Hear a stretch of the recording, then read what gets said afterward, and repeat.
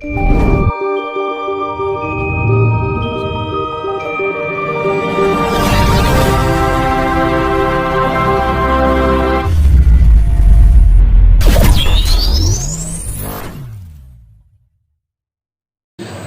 sih perasaan batin ketika kemudian kita menjadi sebuah jalan untuk menyenangkan banyak orang begitu? Batinnya Bu Har seperti apa rasanya? Rasanya itu apa ya, tidak bisa tergambarkan, Tak terlukiskan. tak terlukiskan. Pokoknya ucapan itu tidak cukup. Perasaan hati senang gitu ya, bangga. Senang itu nggak cukup, puas juga nggak cukup.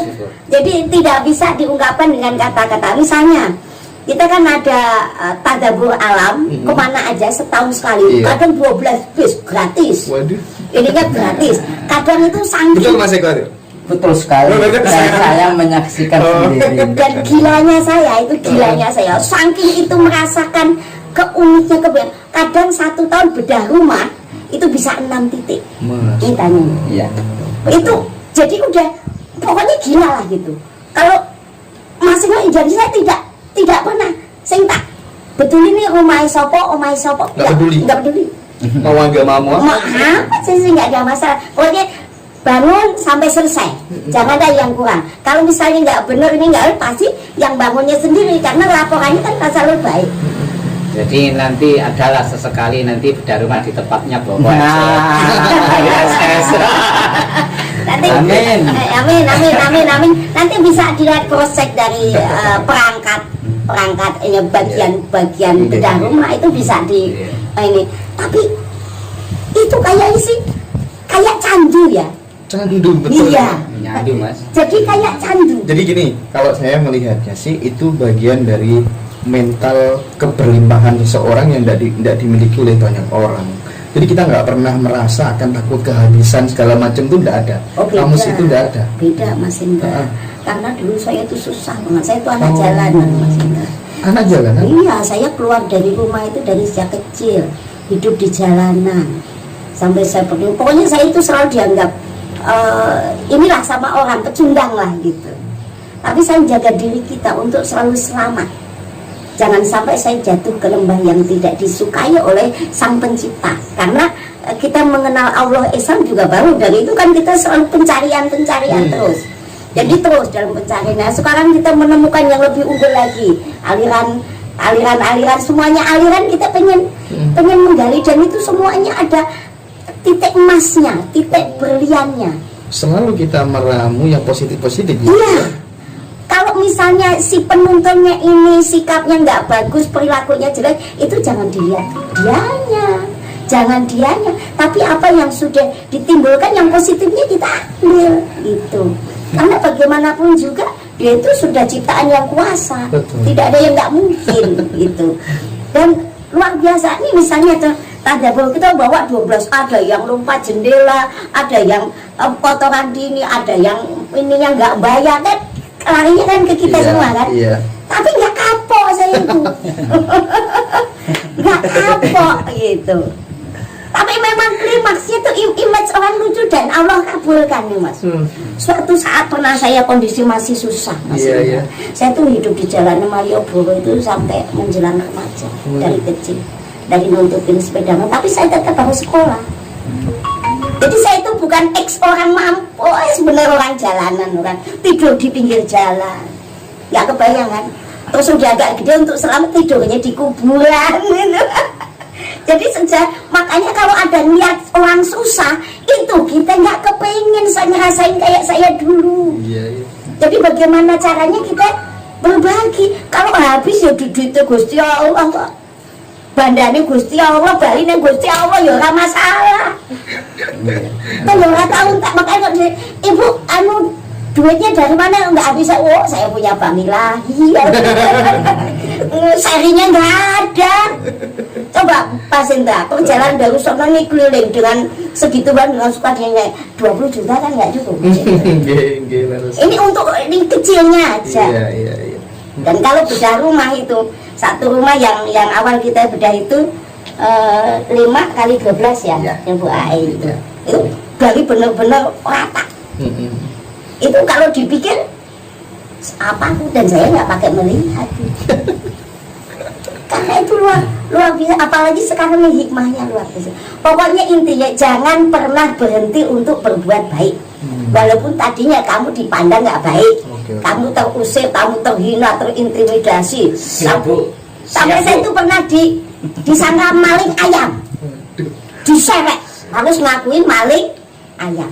Tapi karena pertolongan Allah itu sangat luar biasa. Gusti Allah itu Tuhan yang Maha Esa itu, mau itu namanya siapa aja, sebutan orang kan Gusti Allah, ada pangeran, ada apa ya, pokok itu intinya yang Maha Kuasa lah gitu ya, yang menguasai jagat raya seisinya ini. Itu ayam mungkin tadinya udah dibunuh untuk fitnah kita, hidup lagi itu. Dari saat itu dia image-nya orang Bu Sirot punya jin, kan saya dikenal Bu Sirot, keren saya bukan Bu Hartini, tapi Bu Sirot anak pertama saya Sirot. Dulunya harus operasi, karena waktu itu saya orang nggak punya duit gitu, saya bawa lari. Jadi alhamdulillah ternyata lahir, kan ibu ini anaknya nyungsang, ini harus dioperasi, ini nanti anaknya cacat gitu. Dan lahir nggak cacat, ya tak bawa lari jalan itu. Karena lahirnya di jalanan ya ada saya namain Sirot gitu. Jadi terkenalnya Ibu Sirot. Iya, Ibu Sirot. Ibunya Sirot gitu. Oke Bu, selanjutnya gini Bu, apa yang dilakukan oleh Ibu itu kan tidak semua orang bisa melakukan itu tanpa didasari dengan sebuah fondasi spiritual dan nilai-nilai sosial yang sudah dibumikan dari dulu, kan nggak mungkin. Saya pengen tahu basic keluarga ya, ngapunten, kira-kira keluarga ikut salah satu penghayat kepercayaan apa begitu barangkali? Iya. Jadi kita silsilah dari simbah kita ya. Iya. Mbah, tapi simbah saya tinggal cerita aja. Simbah itu salah satu mungkin kepercayaan Kasunanan Surakarta gitu kan beliau. Nah anaknya ini 4 ini yang lain kan ya penganut Nasrani. Kalau kakek tentunya aliran kepercayaan udah jelas, karena mungkin pendakwah belum sampai sama beliau gitu kan. Jadi ya masih ritual-ritual kejawen, masih suka itu puasa yang 40 hari 40 malam itu, yang namanya ngeblem tuh. Itu kadang Mbah Putri itu ngiket benang di kakinya, ditarik ke depan pintu sentong. Nanti kalau dikedet gini masih digoyang, masih hidup gitu. Itu seperti mau meninggalnya pas geblaknya itu pas banget, yang dia sebutkan namanya ini semuanya. Yes, pokoknya dia lahirnya dia buat matinya itu mbah saya itu. Nah terus habis itu 4 bersaudara ini ya nggak ada yang ngikutin jejak ini, karena dia agamanya kebetulan yang ini Nasrani, kemudian kan dapat rumah tangga yang berkecimpung di kepasturan dan lain-lain gitu. Nah ibu saya ini ketemu dengan ya mungkin suaminya yang jadi bapak saya itu ya aliran kepercayaan Sabta Dharma. Dan itu adiluhung itu sangat adiluhung. Cuman karena itu kita masih nggak ngerti, ya saya masih anak-anak sebelum hijrah, dan bapak saya itu seneng poligami gitu loh. Jadinya dan dalam Islam kan bagus ya, aliran manapun ya mungkin itu haknya masing-masing. Jadi kebetulan bapak saya itu juragan material gitu waktu itu. Nah di mana dia buka material, di situ ada istrinya. Di mana buka material, di situ ada istrinya. Otomatis kan sering cekcok. Lah anak-anak ini ya kita termasuk, kita itu nggak betah gitu ya. Saya terus hidup di jalanan yang ini alam. Oh ya nggak dicari, ya itu udah kekuasaan yang kuasa lagi itu. Jadi kita itu dididik sama alam. Sampai sekolah itu saya nggak pakai kelas 2, kelas 1 langsung kelas 3. Gitu. Kalau orang dulu kan zaman 70-an kan sekolah masih gampang. Nggak kayak sekarang kan, gampang wis orang nganggo apa-apa wis nyeker gitu kan. Pokoknya ya seru-seru aja dah itu. Allah mendidik dengan alam itu tadi. Saya sebelum menggali lebih dalam tentang spiritualitas di Sabta Dharma, nanti di sana ada penggalian, di sana ada racun, termasuk nanti kegiatan pengobatan yang dilakukan di Ibu. Saya pengen Mas Eko memberikan kesaksian. Ibu ini karena Mas Eko ini kan hampir setiap hari kan bergumul atau Iya. beraktivitas bareng dengan Bu Har atau Bu Sirop gitu ya. Iya. Kira-kira memandang Bu Sirop ini seperti apa Mas Eko?